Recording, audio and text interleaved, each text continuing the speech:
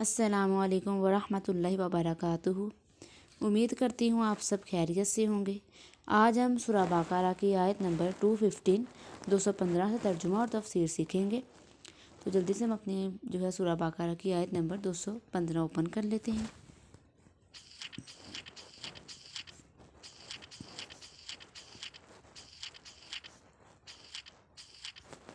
جی تو ہم نے اپنی آیت نمبر 215 اوپن کر لی،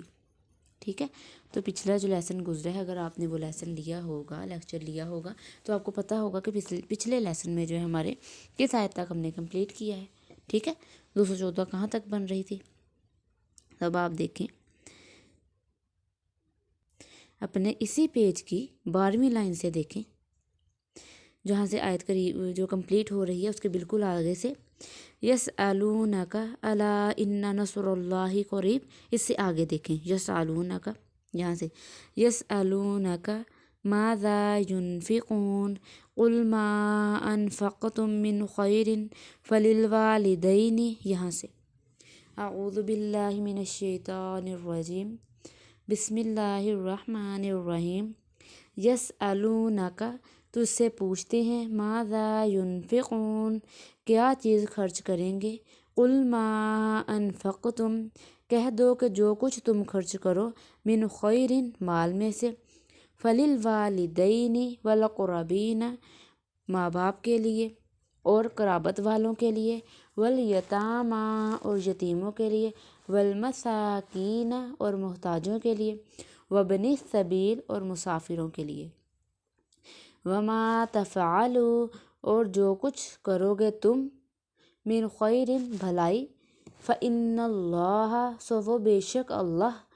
بھی اس کو، علیم، خوب جانتا ہے، اس کو خوب معلوم ہے۔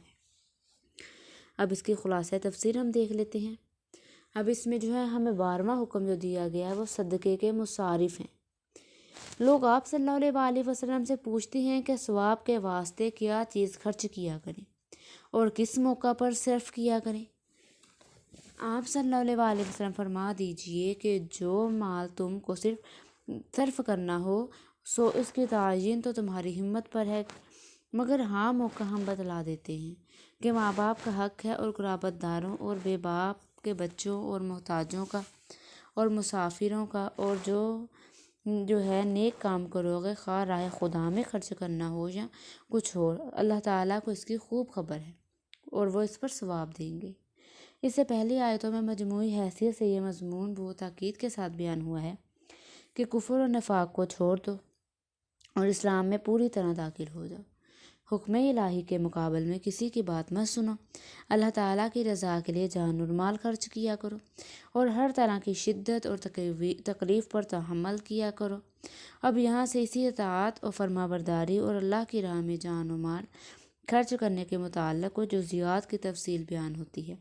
جو کہ مال اور جان اور دیگر معاملات مثل نکاح و طلاق وغیرہ کے متعلق ہے، اور اوپر سے جو سلسلہ احکام ابواب البر کا جاری ہے اس میں داخل ہیں۔ اب ان جزیات کا بیان بھی ایک خاص نوعیت کا رکھتا ہے کہ صحابہ اکرام رضی اللہ تعالیٰ عنہما نے رسول اللہ صلی اللہ علیہ وسلم سے پوچھا کہ ان کے استفتاء اور سوالات کا جواب براہ راست انہوں نے جو سوال کیا وہ عرش رحمان سے نبی کریم صلی اللہ علیہ وسلم کے واسطے سے دیا گیا۔ اس کو اگر یوں سمجھا جائے کہ اللہ تعالیٰ نے خود فتویٰ دیا تو یہ بھی صحیح ہے، اور قرآن کریم کی آیت ہے قُلِ اللَّهُ يُفْتِيكُمْ فِيهِنَّ، کہہ دیجیے اللہ تمہیں فتویٰ دیتا ہے فیہن، ان کاموں کے بارے میں۔ اب اللہ تعالیٰ نے فتویٰ دینے کی نسبت اپنی طرف کی ہے، اب اس میں کوئی بھی مشکل بات نہیں۔ اب یہ بھی کہا جا سکتا ہے کہ یہ فتویٰ رسول اللہ صلی اللہ علیہ وسلم کے ہیں، جو آپ صلی اللہ علیہ وسلم کو بذریعہ وحی تلقین کیے گئے ہیں۔ بہرحال اس رکوع میں جو احکام شرعیہ صحابہ اکرام رضی اللہ تعالیٰ عنہما کے چند سوالات کے جوابات میں بیان ہوئے ہیں، وہ ایک خاص اہمیت رکھتے ہیں۔ پورے قرآن میں اس طرح سوال و جواب کے انداز سے خاص احکام تقریباً 17 جگہ میں آئے ہیں، جن سے 7 تو اسی جگہ سورہ بقرہ میں آئے ہیں۔ اب آیت ہے کہ یسألونک ماذا ینفقون، یعنی لوگ آپ صلی اللہ علیہ وآلہ وسلم سے پوچھتے ہیں کہ کیا خرچ کریں۔ یہی سوال اس رکوع میں 3 آیتوں کے بعد پھر انہی الفاظ کے ساتھ دہرایا گیا، وَيَسْأَلُونَكَ مَاذَا يُنْفِقُونَ، لیکن اس کا ایک ہی سوال کا جواب آیتیں جو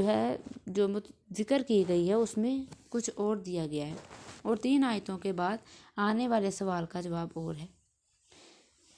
ٹھیک ہے، اس لیے یہ سمجھنا ضروری ہے کہ ایک ہی سوال کے 2 مختلف جواب کس حکمت پر مبنی ہیں۔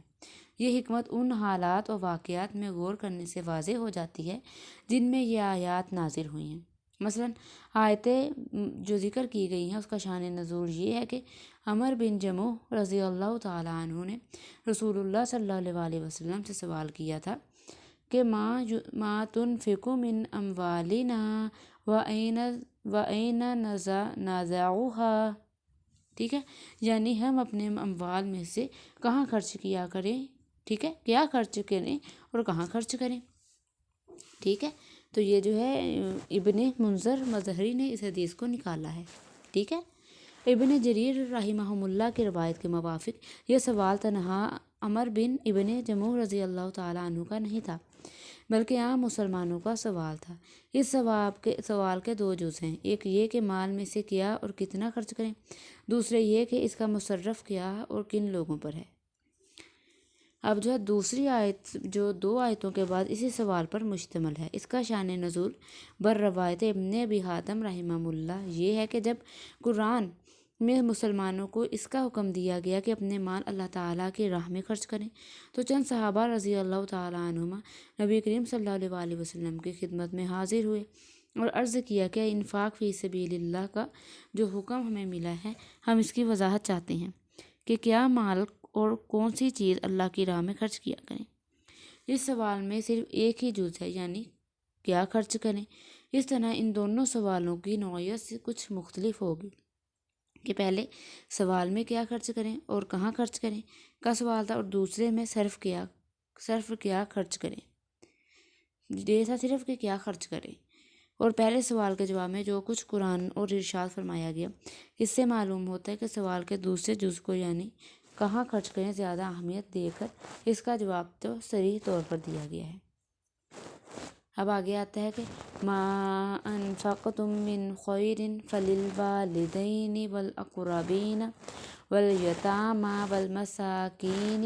وابن السبیل، یعنی جو کچھ تم کو اللہ کے لیے خرچ کرنا ہو اس کے مستحق ماں باپ اور رشتہ دار اور بے باپ کے بچے اور مساکین اور مسافر ہیں۔ وما تفعلوا، اب آگے جو آتا ہے وما تفعلوا من خیر فإن اللہ بہ علیم، اور جو کچھ تم کرتے ہو بھلائی میں سے بے شک اللہ تعالیٰ اس کو جانتے ہیں۔ اللہ تعالیٰ کی طرف سے تم پر کوئی حد اور پابندی نہیں کہ مال اتنی ہی مقدار میں صرف کرو، بلکہ جو کچھ بھی اپنی استطاعت کے موافق خرچ کرو گے اللہ تعالیٰ کے پاس اس کا اجر و ثواب پاؤ گے۔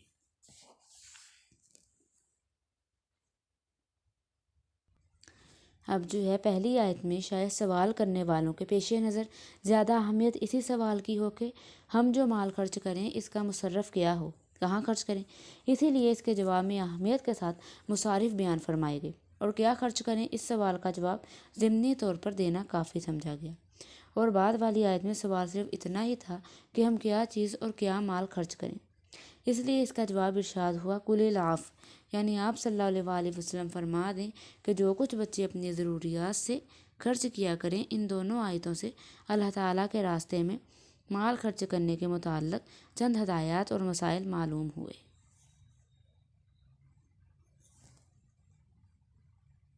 اب اول تو ان دونوں آیتوں میں یہ بات معلوم ہوئی کہ جو آیتیں ہیں زکوٰۃ فرض کے متعلق نہیں، کیونکہ زکوٰۃ فرض کے لیے تو نصاب مال بھی مقرر ہے، اور اس میں جتنی مقدار خرچ کرنا فرض ہے وہ بھی رسول اللہ صلی اللہ علیہ وآلہ وسلم کے ذریعے پوری متعین اور مقرر فرما دی گئی ہے۔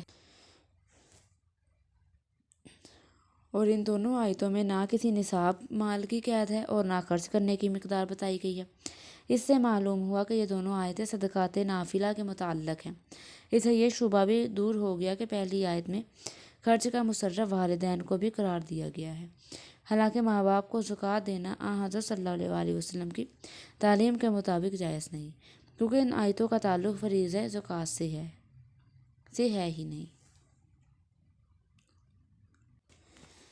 اب دوسری ہدایت اس سے یہ معلوم ہوئی کہ ماں باپ اور دوسرے جو عزیز اور جو رشتہ دار ہیں ان کو کچھ بطور ہدیہ دیا جو ہے یا کچھ کھلایا جاتا ہے، اگر اس میں بھی اللہ تعالیٰ کا حکم بجا لانے کی نیت ہو، اللہ کی رضا کے لیے کھلائیں، تو وہ بھی جو ہے اجر و ثواب اور اللہ کے راستے میں خرچ کرنا داخل ہے۔ مطلب کہ کوئی مہمان آ جائے یا کوئی ہم رشتہ داروں کو کچھ کھلا دیں تو وہ بھی اللہ کی راہ میں ہی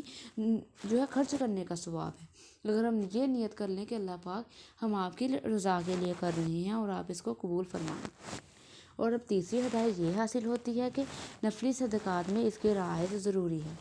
کہ جو مال اپنی ضروریات سے زائد ہو وہی خرچ کیا جائے، اپنے اہل و عیال کو تنگی میں ڈال کر اور ان کے حقوق کو تلف کر کے خرچ کرنا ثواب نہیں۔ اس طرح جس کے ذمہ کسی کا قرض ہے تو وہ قرض کو پہلے ادا کرے اور پھر جو ہے نفلی صدقات کرے، اور یہی بات اللہ تعالیٰ کے نزدیک زیادہ پسندیدہ ہے۔ اب جمہور صحابہ رضی اللہ تعالیٰ عنہما اور تابعین اور ائمہ دین، اب جمہور صحابہ کس کو کہتے ہیں یا جمہور تابعین کس کو کہتے ہیں؟ جمہور کا مطلب ہے کہ جب ایک پوری جماعت اکٹھی ہو جائے اور وہ پوری جماعت جو ہے ایک بات پر جو ہے ان کا اتفاق ہو، ٹھیک ہے۔ اور اس جو ائمہ دین اس پر ہیں کہ ارشاد قرآنی کا مطلب یہ ہے کہ جو کچھ اللہ کی راہ میں خرچ کرنا ہو وہ ضروریات سے زائد ہونا چاہیے، یہ نہیں کہ ضرورت سے زائد جو کچھ ہو اس کو صدقہ کر دینا ضروری یا واجب ہے۔ صحابہ اکرام رضی اللہ تعالیٰ عنہما کے تعامل سے یہی بات ثابت ہوتی ہے۔ اللہ پاک ہمیں بھی جو ہے حق راستے پر جو ہے خرچ کرنے کی توفیق عطا فرمائے، آمین۔ صدق اللہ العظیم۔